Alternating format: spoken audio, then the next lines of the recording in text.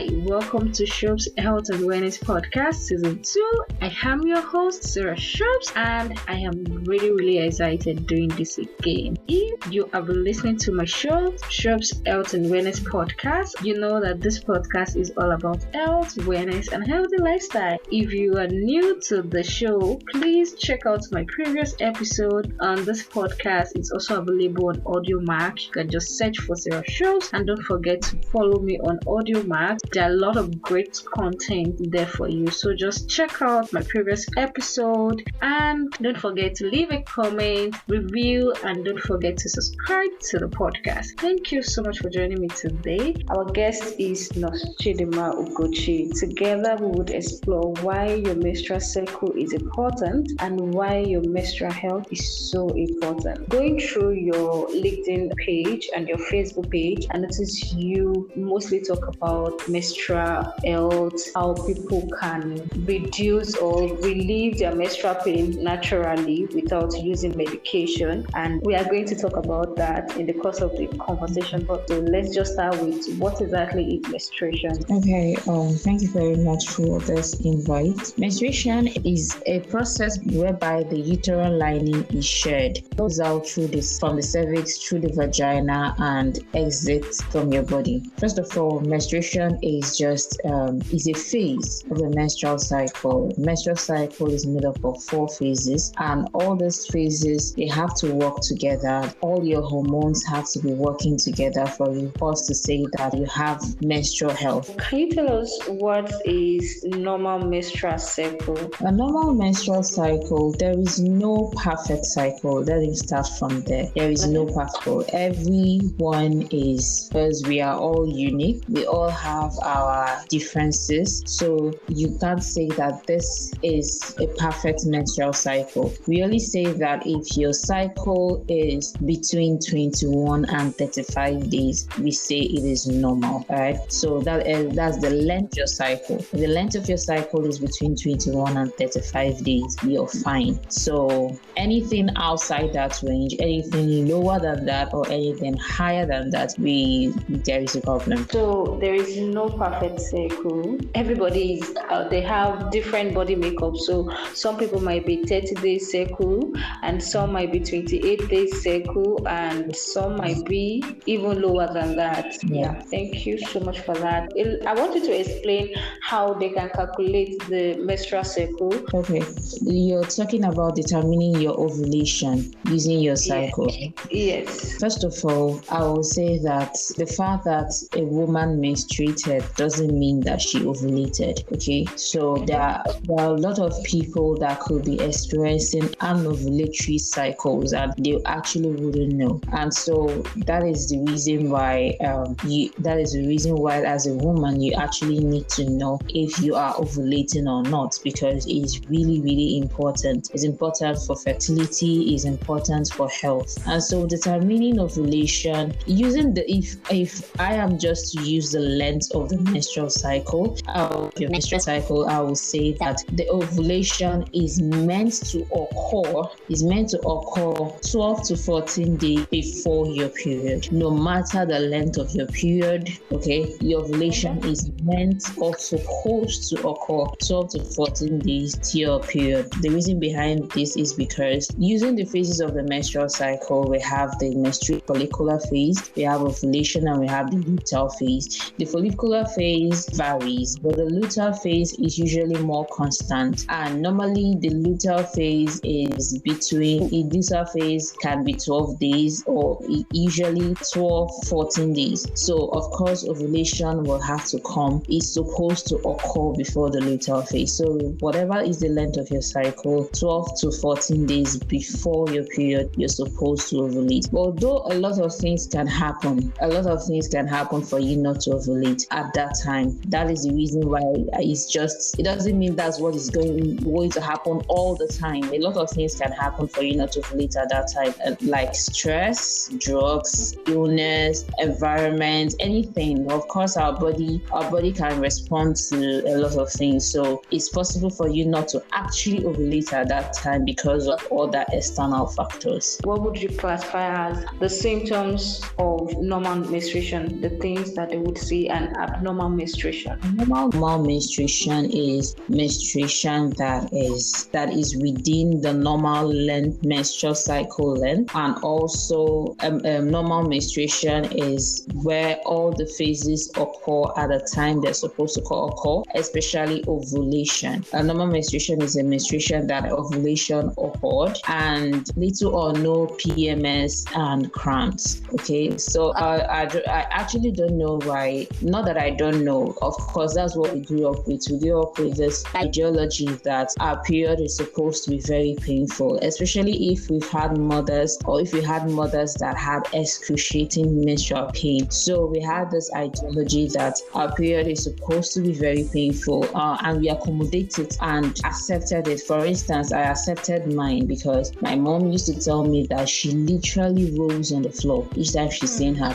So she'll be asking people to stand on her stomach or whatever. At that time, she wasn't really exposed to drugs and medicine. So she told me all those stories. And so when I started having cramps and pain, I took it as normal. I was like, okay, mom had pain, so it's fine. I probably should be having pain. And so a lot of people are like that. So they just accept it or they just take it as part of them until I developed interest into women's health and menstrual cycle. I found out that menstrual pain is abnormal, especially if it's so excruciating. Notice that when you take this drug, in less than, let's say, 4 or 5 hours, the drug is out of your system and pain resurrects all over again.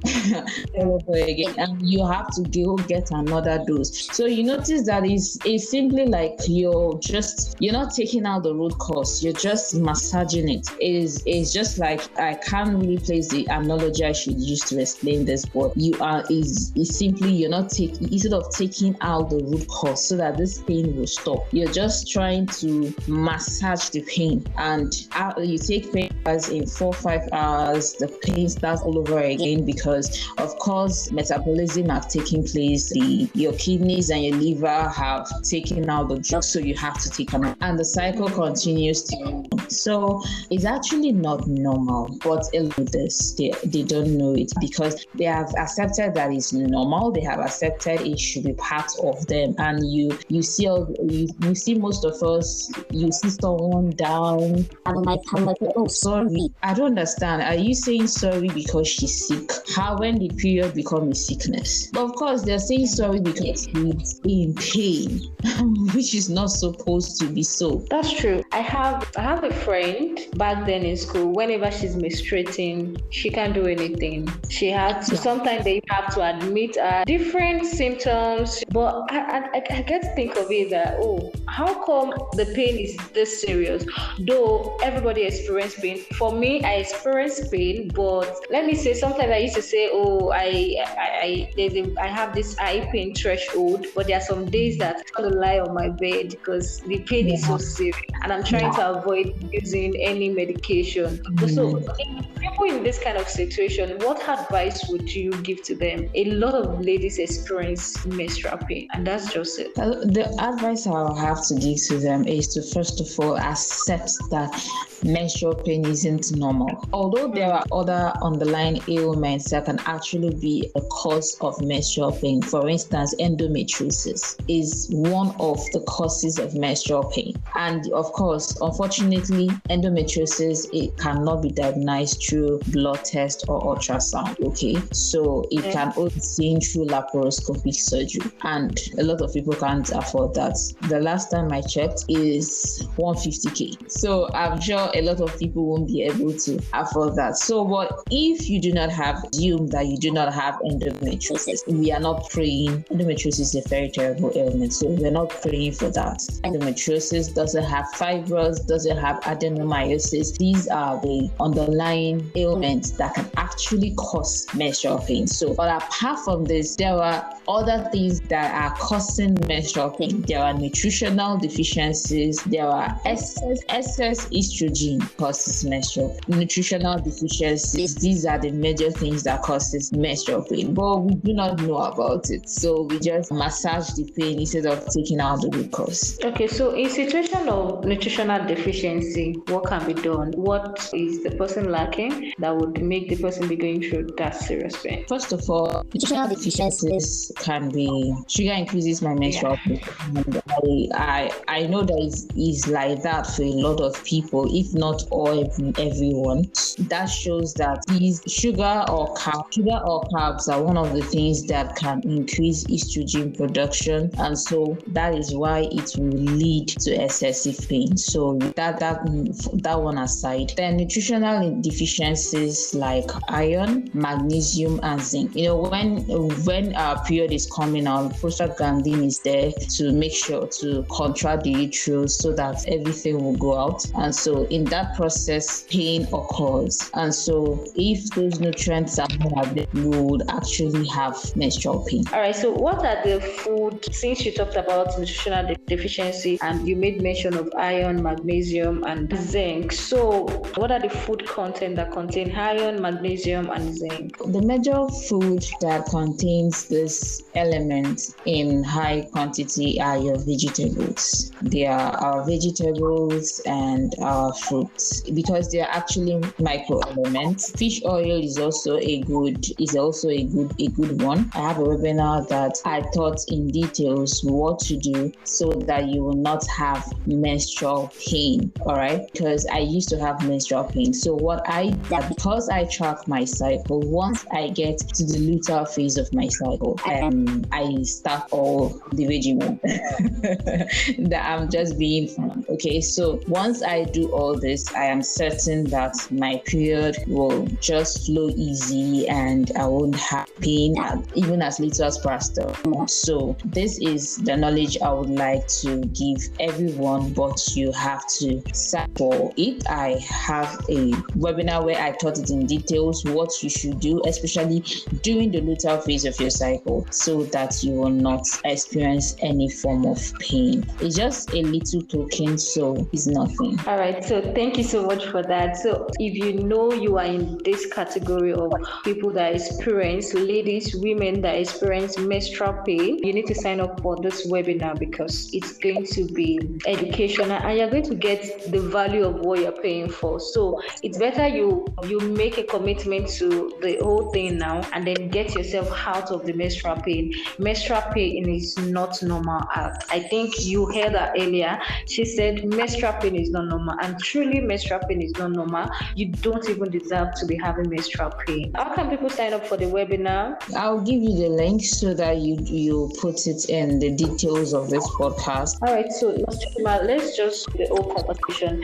We talked about menstrual cycle, so we need to move straight into why menstrual health is important. So can you tell us more about that? I'll start by saying what's a vital sign. We are taught in school vital signs, of course. Yes, of course. So vital signs, once anyone walks into the hospital, the first thing the nurse does is to check their vital sign. You check the blood pressure, you check temperature, you check their pulse, you check their respiration, and whatever value we get, there's already a range that we'll know to be normal. And so if we are not getting that range, we actually know exactly what is happening to that person. If the temperature is high, we already know that the person is having a fever, and so on. So in that same way, menstrual cycle is a vital sign. So why do I call it a vital sign? It's actually talking about your sexual health. So your menstrual cycle is a vital sign because when we look at the whole of it, we can actually tell what is going on with your reproductive system. We can tell what is going on with your endocrine system. We can tell what is going on with your fertility. So the reason why menstrual health is important is because it tells us the state of your fertility, your reproductive health, and your endocrine system. That is why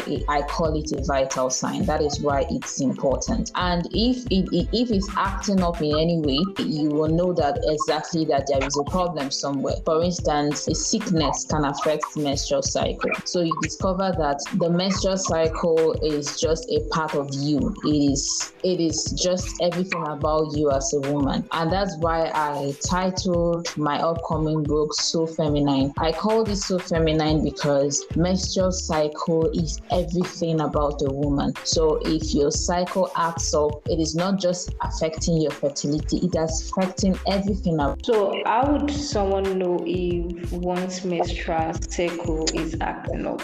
Okay, so the way you can know that your menstrual cycle is acting up is because you have studied it. A lot of us we don't really pay attention to our body, especially in Africa, or let me just say in Nigeria. We only attend to our health when something is wrong, and of course that is the time is going to consume a lot of money. That's why they say prevention is better than cure. Of course, it's better than cure, and it is something that needs to be preached over and over again in Africa because of the state of our health facilities, and of course money issues. A lot of people are below the poverty line, and so the only way you can know that your menstrual cycle is acting up is if you have actual attention, or if you are paying attention to your body in the first place. You know when you are ovulating, you know if you're having delayed ovulation, if you're having mid-cycle spotting, or if you're having irregular period. All these things